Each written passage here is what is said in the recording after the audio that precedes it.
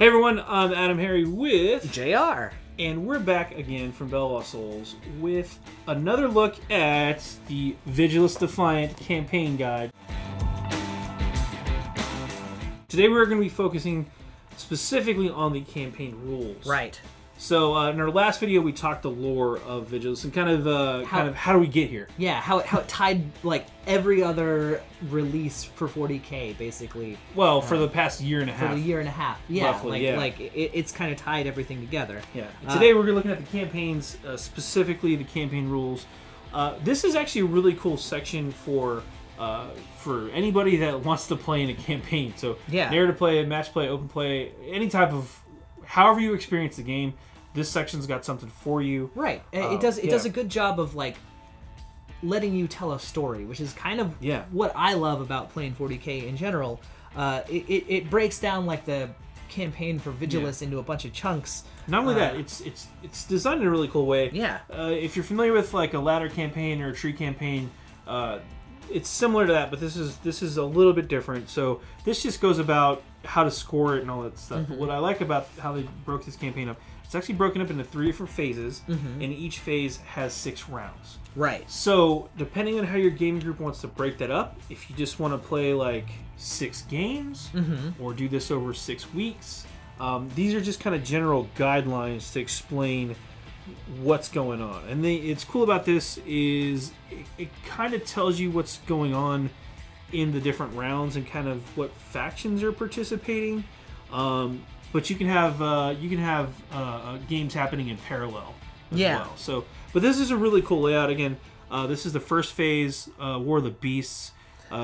Focuses a lot on the orcs and the Genestealer cults fighting.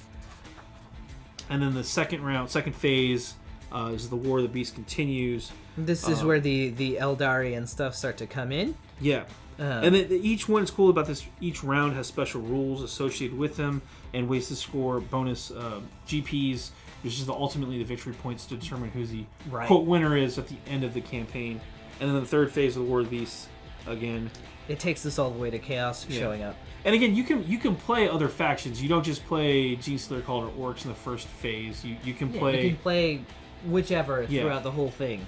Yeah. But it kind of tells you this is what's going on. And so it's got that sample campaign to kind of walk you through, like, this is what a completed campaign looks like, and then it gives you the tables to do your own. Yeah, this is really cool, too. This is just the Nihilist events table. You roll a d6 and then roll an additional d3 to determine what the event is with a special rule. So if you want to come up with custom campaigns or randomly roll, you can do that, too, if it's more your cup of tea to kind of have the campaign write itself, in essence. Basically. And then you've also got various narrative and narrative play missions that will show up here. There's 2 different kinds of narrative play missions. There's the Echoes of War, which are like, your 40K historicals. Sure. They're recreating famous battles that have happened on Vigilus. And then there's the Crucibles of War, which are just like, hey, do you want to have a fight on Vigilus? Here's how. Yeah, these are special kind of event scenarios. For instance, like Convoy. One side is defending a convoy from attackers. That type of stuff. Storm the lines. One side is trying to break through. All that kind of stuff. Yeah.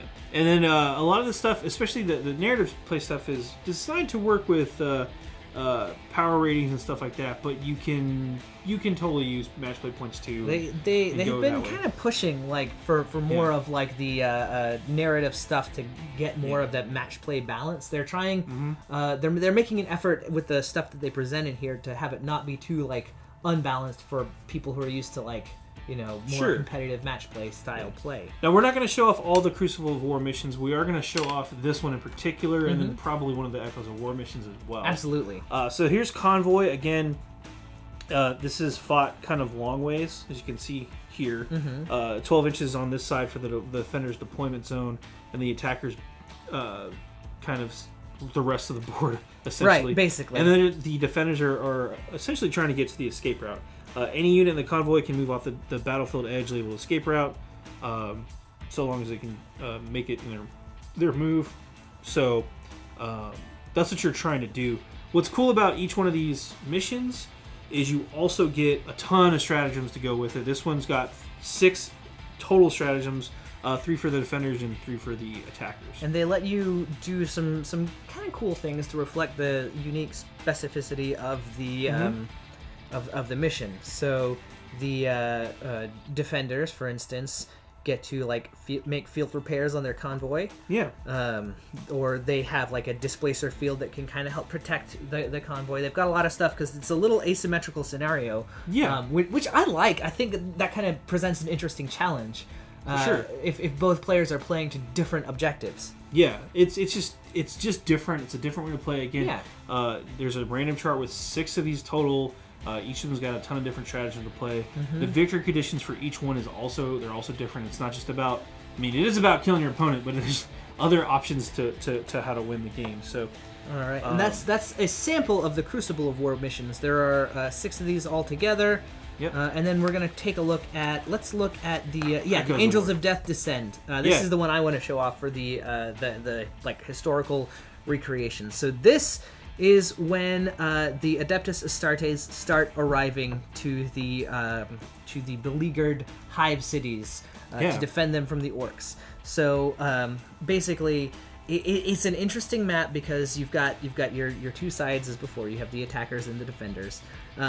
But what you are looking at if you're the defender is you control a very soup mix. You have the Adeptus Sororitas, the Astra Militarum, and the Adeptus Astartes Relief Force. Mm-hmm. The attackers have orcs, but they want you to kind of have a lot of vehicles and represent the Speedwa Vanguard. So you have a Vanguard deployment zone that takes you up way close, and then you have like a regular deployment zone there. And again, you get a ton of stratagems in this, and some special rules. Yeah, basically too, this is measured from the middle point of the board, which is an interesting way to do it. They don't say how far back you're actually playing, so like a typical 6x4 board, but it still fits on one. It still does, but you can make it bigger, and basically you're trying to gain control of the attackers are trying to get the control points. Yes, and obviously the defenders don't want to let them hold on. And again, this scenario specifically has another 8 stratagems to use. Well, it's got 6 stratagems and 2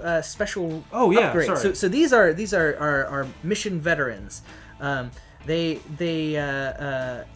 You can take them, but if your opponent doesn't, then they get like an extra command point. But they're like extra. They represent like characters that were in the battle. So like a nod to that kind of historical vibe. Yeah, like one of your Stampas can be Tiny Gork, the famous Stampa that led one of the charges into the Space Marine Teeth Grinder. And like you can pick a unit of Leman Russ battle tanks to be the Steel Hunters. Yeah, and they get special things. This one they get to reroll hit rolls of 1, which seems pretty good. There's a lot of special rules. Like they play a little bit faster and looser with the rules because they're recreating like a specific story instead of a mission. But if you're looking to do something fun, it's a great way to spice it up. Yeah. And then of course they talk about like the different battle zones. Yeah, so the battle zones are pretty interesting. Mm-hmm. There's a couple of different versions of that. We'll show these 2 off because we're already here. Yeah. But the Battle Zone Wasteland Dust Storm, this one has a literal dust storm going on, and it's going to move around the table and cause problems, essentially. Mm-hmm. At the start of each battle round after the first, you roll a d6 on a 3+. The range of the storm increases by 6 inches. On a 1 or 2, the storm shrinks by 6 inches to a minimum of 6, so there's always going to be a storm. Any units wholly within range of the storm are considered to be within the storm. And now if you're in the storm, you can start taking some penalties here. Yeah, if you are a flying vehicle, you start taking some mortal wounds. Yep. You just take them straight up. If you aren't a flying vehicle... Turns out flyers and dust storms is bad. Then you might take 1 mortal wound. And then, of course, it's harder to shoot and harder to be hit while you're inside that storm. And then, of course, we have the Tundric Blizzard. Yeah, again, more of the same. This is a snow blizzard this time, so maybe not as bad on your engines as the dust storm. But you kind of roll to see what the effect is for each battle round. What I like is they have rules that represent how dangerous Vigilus is. So this table here is the Apex Predators table. So if you've got like some units that are more than 6 inches away from any other unit, and you get to do this to your enemy, which is great. Like if you isolate an enemy unit, they might just get eaten by like one of the apex predators. They might get eaten by like Something a shows giant up. snake or whatever. Snow beasts. This comes and eats Yeti. some dudes. Yeah, it's amazing. But these battle zones, again, these just add a special twist to your standard games. Absolutely. So you can use these with in conjunction with the narrative games, or just one-off, however you want to do that. And then finally, there are the war zone rules. Yeah. Now, these are cool because these are actually for determining the terrain setup for your games. The Hyperia hive sprawl obviously is supposed to be taking place in a hive. Right. So when you're setting up the scenery or your terrain for the table, it's got a really fun chart to roll on to determine what's in each section. And they also have like rules for not just building like what's in each section, but also like what kind of missions and what kind of battle zones you might encounter. So like if you want to do like the Angels of Death Descend, that's a great one for Hyperia Hive Sprawl. If you want to do the battle zone recommended is the Spirescape, obviously, because it's a Spire. So you can combine these Echoes of War missions and Crucible of War missions with this specific battle zone. You can play those missions with all these special rules. Right. And then also, if you're just looking for a little bit of narrative, it's got some narrative suggestions here. On top of all of that, there's also some optional rules here, and in this case, this one has enemy snipers. So each time a unit finishes a move in the section of the battlefield on a d6, on a roll a d6 on the 6 up, they suffer a mortal wound. You just got shot. You just got sniped. You just got sniped, bro. 360 no scope. And what I like is that there are a ton of these different guys, right? There's one for each of the sections on Vigilus. Yeah. So basically, you can create your own map of Vigilus, which let's flip back to the beginning of the book so you can kind of see. So you can create your own map, right? Or use this one, and you've got rules and a guide for like what kind of fights to have there, what kind of terrain to use, what kind of missions to play, what kind of special rules, all of that. So you can have your own campaign on Vigilus. Or I guess if you wanted to, another world that wasn't. But but it's just really cool. This is really fun for narrative play, for campaign. They map it out for you really well. Really well done. I'm excited about it.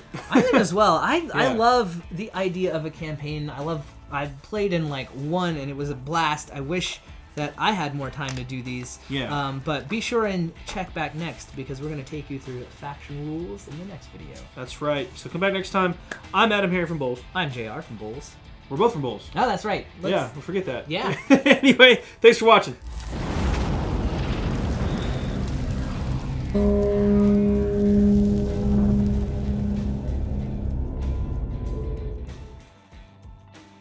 Click to subscribe.